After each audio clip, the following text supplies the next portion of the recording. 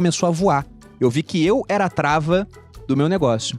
Eu queria saber com vocês, a experiência de vocês com isso. E o outro ponto é como começar a delegar. Porque eu não vou ficar apontando aqui quem tem um problema com isso, né? Não é meu perfil. Mas eu conheço pessoas que têm problema com isso. Eu já deleguei. Seria interessante pra elas ouvir, Não, né? eu já Como é que deleguei funciona. bastante. Hoje a minha equipe tem 4 pessoas, é bastante. Então, delegação é uma multiplicação da execução, né? Eu acho que o primeiro componente é desapegar e o segundo é ter caixa. Para mim, o que manda na empresa é o caixa. Tem muitas empresas que têm dificuldade com fluxo de caixa, né? Mas você trazendo o desapego e tendo caixa, para mim, 70% da construção de um time campeão está no recrutamento. E as empresas contratam muito nas coxas, porque geralmente o cara tá lá empreendendo, sobrecarregado, e aí ele sai na porta, sai na rua e dá a mão para a primeira pessoa e traz para dentro da empresa, né? Ou parente, né? O pessoal procura muito na família no começo. Ou parente ou família. Não tem problema contratar parente e família, na minha visão, desde que o requisito para a pessoa entrar não é o fato de ser familiar, mas porque a pessoa tem perfil, ela tá interessada. É a confiança. E a empresa que traz um familiar para trabalhar tem que fazer o seguinte alinhamento de expectativa. Ó, como familiar, você tem que ser 10 vezes melhor que todo mundo, para ninguém te questionar aqui que você tá trabalhando no negócio porque você é primo, sobrinho, filho, tio, primo, prima, né? Mas uma recomendação que eu dou é comece a investir o dobro de recurso, tempo e dinheiro em trazer as pessoas certas pro time. Isso faz toda a diferença. Uma coisa que eu aprendi aqui, até dando um passo para trás do que você falou, Bruno, não importa se esse empreendedor tá começando e ele não tem grana. De novo, a sua função como founder, se você quer ser o líder do negócio CEO, você tem a obrigação de convencer outras pessoas que são complementares às suas habilidades para que elas se juntem para sonhar esse sonho junto contigo.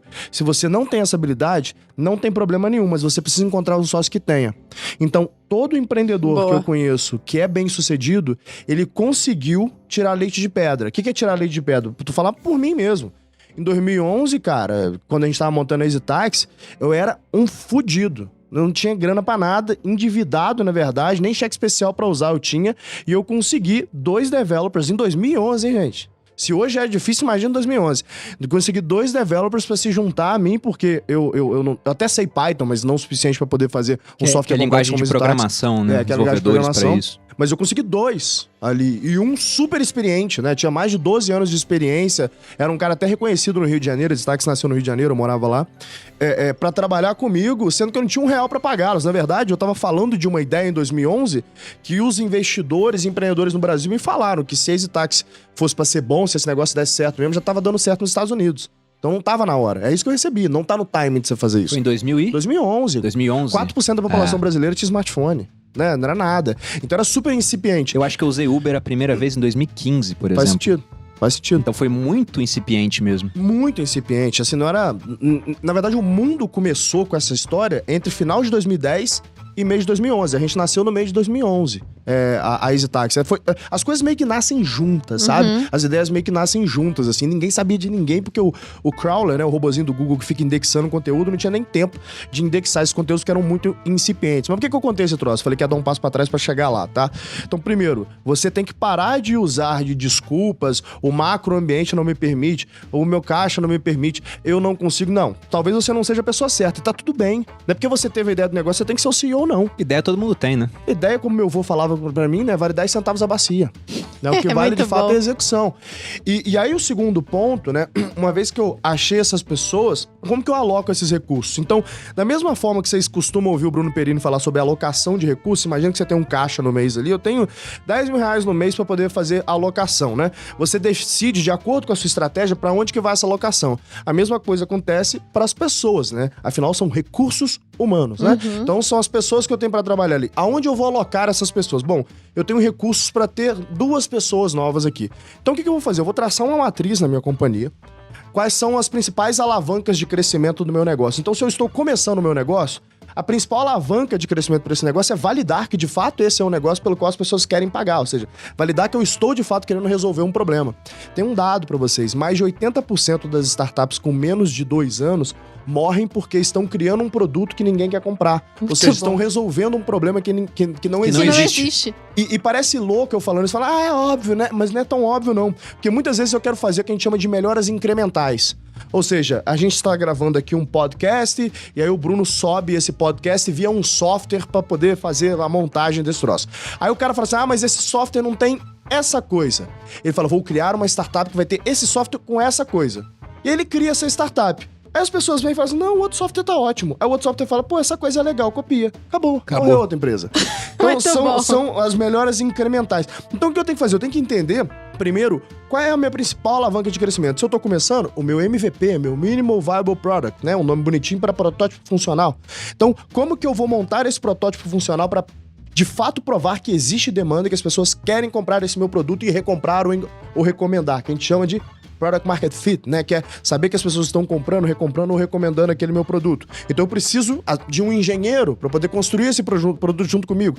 Eu validei meu produto, agora eu preciso de achar as avenidas de crescimento do meu negócio para descobrir, né, quais são os principais indicadores, os KPIs que eu preciso saber para o meu negócio crescer, como CAC, LTV, Cohort Retention. Então eu preciso de um Data Analyst aqui, uma pessoa que entenda de dados, que eventualmente tem uma cabeça mais lógica, um engenheiro, um economista, né? Para poder trabalhar aqui comigo e vou alocar o recurso nesse negócio. Se eu for tentar fazer isso tudo sozinho, talvez eu seja uma pessoa com uma plasticidade intelectual, de modo que eu consiga aprender isso, né? Como eu me vi lá na EasyTax, eu consegui aprender muitas coisas. Só que aí eu comecei a fazer conta de alocação de recursos. Falei, cara, quanto vale meu tempo? Ah, vale tanto. Será que eu deveria usar meu tempo para poder fazer call center? Não, é melhor eu pegar esse dinheirinho que tá sobrando aqui e trazer alguém para fazer meu call center, que aí eu vou usar o meu tempo pensando em vias de monetização, que aí sim vai trazer mais retorno, um ponto né? interessante é que talvez você fosse até melhor no call center do que a pessoa que você chamou. Sim. Né? Só que mesmo assim, não vale a pena por conta de uma alocação de recursos escassos. Mesmo você sendo superior naquilo, aquela pessoa consegue fazer, sei lá, 85% do que você faria em termos de desempenho, É isso. e você consegue ter mais tempo para desempenhar em outras áreas. É isso. Agora, a pergunta que é interessante é a seguinte: falamos aqui da ausência de caixa, problemas de fluxo de caixa para trazer mais gente, você não tinha dinheiro lá no começo.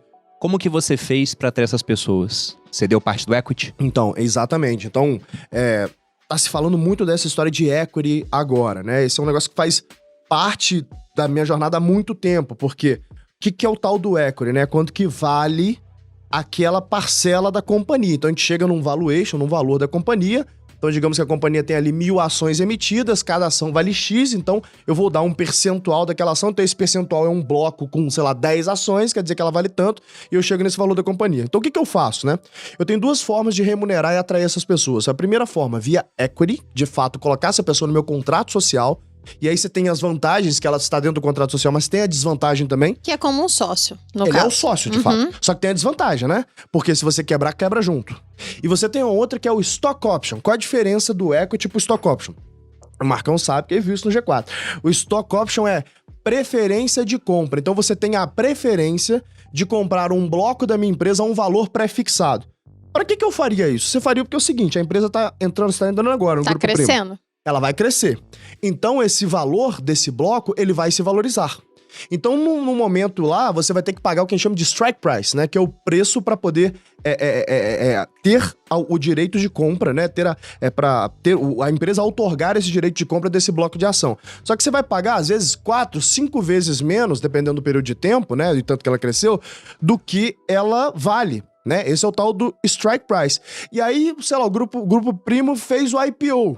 Esse negócio passa a valer 20 vezes mais. Olha o retorno que você teve sobre o investimento que você fez via strike price. A diferença é que o stock option, você tem, dentre outros termos que estão presentes ali no SOP, né, no contrato de compra, você tem a preferência de recompra. Então, se a Malu e o Bruno decidem sair aqui, eventualmente eu tô fazendo um negócio de stock option com eles, eu tenho o direito de recompra. Eles não podem vender para um terceiro, eu posso recomprar. No final do dia, isso acaba virando um bônus.